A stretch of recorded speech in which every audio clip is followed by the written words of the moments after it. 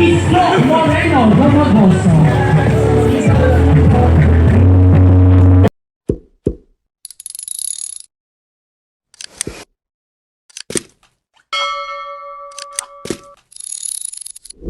Almost 400% growth sa pondo ng LGSF. So yun po yung sinasabi, palampakan natin si Mexico. Alam nyo na. Alam nyo na. Minsan, envelope lang ang kailangan nyo na may lamang sulat. Wala namang masamang mag-request. Hindi ibig sabihin, you will be approved. Hindi ibig sabihin you'll be approved. Because we are talking of 1,600 LGU all over the country. Madalas hindi, maswerte ay ang mga munisipalidad. Kasi sila ang mas kailangan ng stimulation coming from the national government. But it doesn't mean hindi tayo lilingunin.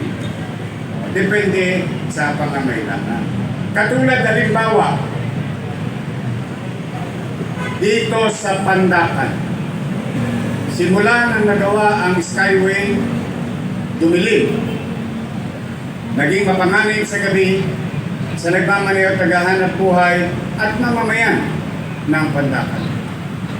Hindi lang dumilim, kumalikabok. Araw-araw sinisinghot ng tao sa paligid dito ang alikabok at sementong natira sa open space nito. And that is hindi dahil ngayon lang yun. It's been here for the past 3 years. Open space. Nakatinga. May nagbalak pang magpatayo rito pero papel lang pala yun. Ay, hindi pala papel. Tarpaulin. But there is no papers, there is no project, there is no program. Now, yung ako po ay binigyan ninyo ng pagkakataon, mga Batang Maynila, immediately, I went to this area at night time.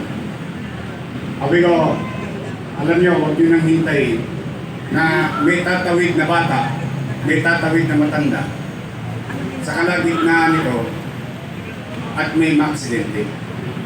Let's address. RSA, baka po pwede makisuyo naman. Ito ta, nakapaghahanap buhay naman kayo sa Maynila. Anyway.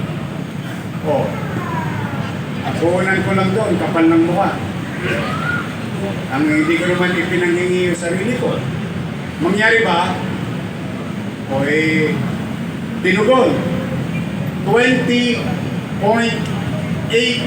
million pesos ang binigay ni Ramona sa lungsod ng Maynila. Ano naging resulta? Lumiwanag ang boundary ng Manila hanggang dito sa dulo sa likod natin. Pangalawa, may pera nakalutang worth 39 million for this project. Ang siste, hindi kasya. Then I went to Chairman Artes. Sabi ko, pare, awa naman yung mga taga-Pandacan ko. Masyado ng malikabo, perwisyo. Pwede ba? Masikip kasi yung Pandacan. Plaza Balagtas lang meron kami. Dito sa supposedly may court, bagong barangay. Agad wala na kaming open space. Sabi ko, baka pwede tayo magtayo doon sa mga paborito ko na senior citizen. Na kapag hapon, maga, lalo na mga alas 6 ng maga, mag-stretching yung lumalaganit na ugat at buto ng mga lolo't lola ko. Ang itsura ni Lubiloso. Pero, kako maraming may aso sa amin, may pusa. Let's create a park for the first time and unique in the country, wherein people, regular community, like Pandakan, they can bring their pet together in a park. Usually, nangyayari yan sa mayayamang subdivision, sa mayayamang komunidad. At meron pa sa ibang bansa, no? Talagang may pet park where people and animals can go stroll around. Sabi ko dito, gawa tayo mismo para sa mga hayop.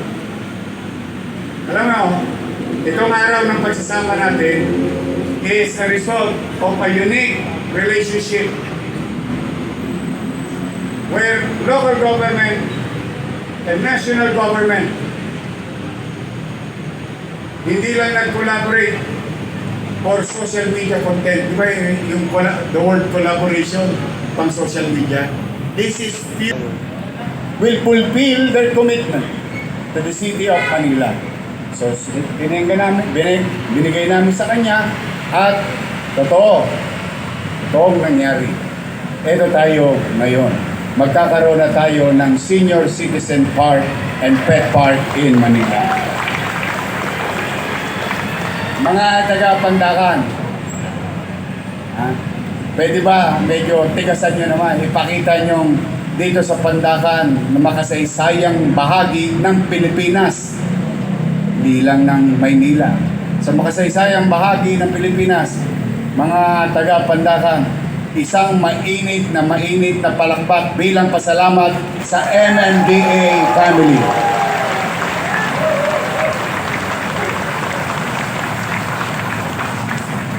Kasi hindi lang sa park natin katuwang yan.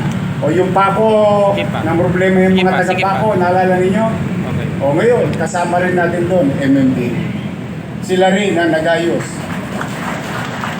Sa flood control, tiyak, yung flood control lang nila tumatakbo. Yun, sigurado ako doon. Yung iba hindi ko alam. Pero yung flood control nila, gumagana. So, now, mga kababayan na parito, masaya ako para sa inyo. Promise. Titigil lang alikabok. You will have more fresh air. More green space for your kids, sa mga apo ninyo, sa mga anak ninyo, sa pamilya ninyo. Gagawin natin BGC, itong Nagtahan Interlink. Kasi sa BGC, pwede ka magkadla-kadla eh. Dala-dala mo yung aso mo, di ba? Here, you can do it safe in the middle of a busy street. Safe for the people, safe for everyone, cleaner air and space for everyone. And I would like to give this people thanks also our partners, your elected official, Vice Mayor Chi Atienza, Social Elmer Par, Social Castañeda, si Kado, Dr. Mercado, Social Christian Hoy, ang pet lover ng 6th District. Mapagmahal din to sa kaya kung gusto si Lou, pareho kaming mahal ang senior citizen. Lou Veloso at ang ating mga kawani ng pamahalaang lungsod ng Maynila. Tapos, isang request na lang, itodo nyo na. Total, there is about 1 kilometer away from here, 1 kilometer away. Baka nagmi-meeting si Presidente. Andiyan lang. Sa kanto, sa stoplight. Andiyan lang. Pwede ba palakpakan ninyo ng malakas baka makahingi pa ako. Ang ating Pangulo ng Bansa, President Bongbong Marcos. O tingnan ninyo. Baka lang nawawaglit sa isipan ninyo, ha? Si President Marcos, kalabang ko. Nakakompetensya ko yun. Tama ba? Naalala nyo pa? Olats ako. Dapat, meron akong ampalaya sa buhay. Tama ba? If there will be some bitterness, no? Tinalo ko nun dapat bitter ako. But I did not. Why? I set aside personal emotion. You focus on the job, on your responsibility. Walang politika. The same thing that I gave to other officials. Whether they're congressmen, whether they're councilor, whether they're barangay chairman or kagawad, whoever they are, wala. Kailangan mo isang tabi so that we can move on. And because of that attitude, here we are together, benefiting as local government, as people of Manila. That's why I, your mayor, will continue to do so. Huwag nyo nang masyadong iisipin yung damdaming masasakit na salitang na ibigay sa akin ng araw. Total, ako lang yon. Ang importante, kayo. Tao, mamamayan ng lungsod ng Maynila. So, the lesson learned is kahit na hindi tayo magkakampi sa politika, we can work hand in hand with others and other agencies na magbenepisyo ang mamamayan. Sa Maynila, tao muna, mamamayan muna, saka na ang politiko. Tama. May panahon para sa kanila. Tama ba? Tama. Mga nanay ko, mga tatay ko, mga lolo't lola ko, magkikita tayo sa 28. O dahil yung October nyo, yung November nyo, o yung December nyo, o paldong-paldo na naman kayo ng mga minamahal ko senior citizen. O pati yung ating solo parent at saka PWD. I will see you in the coming days. So, again, Nay, Tay, mga barangay chairman nandito.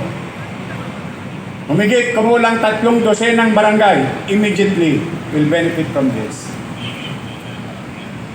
I need you. I am asking for your help. Tulungan ninyo ako because I, for one, cannot do it alone. We need to catch up. Kailangan natin maghabol sa 3 taong nawala sa atin na pagkakataon. Kailangan natin mag-catch up. And we have to move fast. That's why, with all humility, buong kababaang loob, nakikiusap ako sa bawat isa sa inyo. Tulungan ninyo ako. Samahan ninyo ako. Because together, we can make Manila great again. Magandang umaga. Pagpalain nawa kayo ng Pong May Kapal. Manila! God first. Thank you.